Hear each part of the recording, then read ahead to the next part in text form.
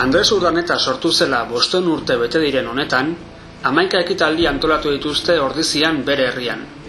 Tartean, bere bizitzari buruzko erakusketa. Baina zer dakigu kosmografo honi buruz?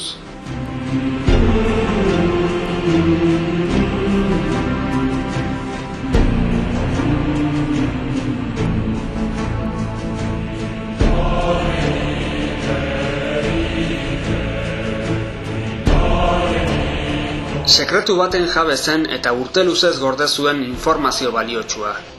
Andres Urdanetak bazekien nola itzuli Asia urrunetik Amerikara. Munduko ekonomia aldatuko zuen giltza zuen eskuartean.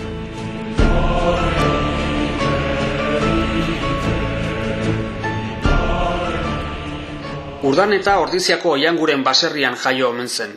Hori dio herri jakintzak eta horrela jartzen du baserriaren atariko plakan. Euskalduna behar zuen izan, bere idatzietan askotan azaltzen dira horren zantzuak, baina sekula ez zaio euskarazko agiririk ezagutu. Antza, familia aberatsekoa izanik gazteleraz ez zuten.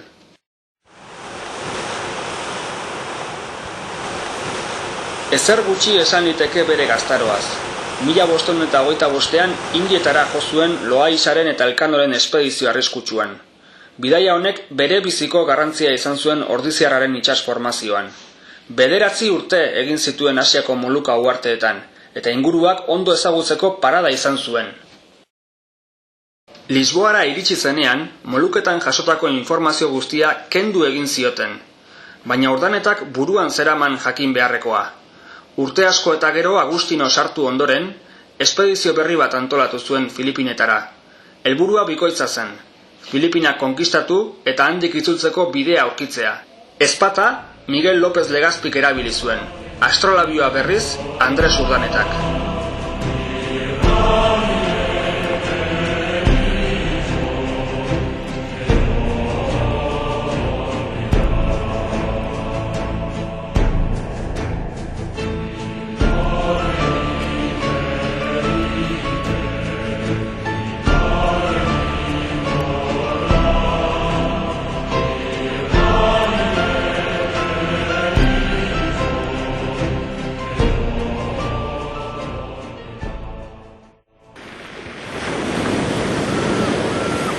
Lau hilabete itsasoan igaro eta gero, San Pedro ontziak Kaliforniako kostaldea ikusi zuen. Aro berri bat hasi zen itsas merkataritzarentzat. Itzulera bidaia horretan, 39 graduko ipar latitudera iritsi ziren. Nonbait, Urdanetak bazekien aldeko korronte bat zegoela latitude horretan.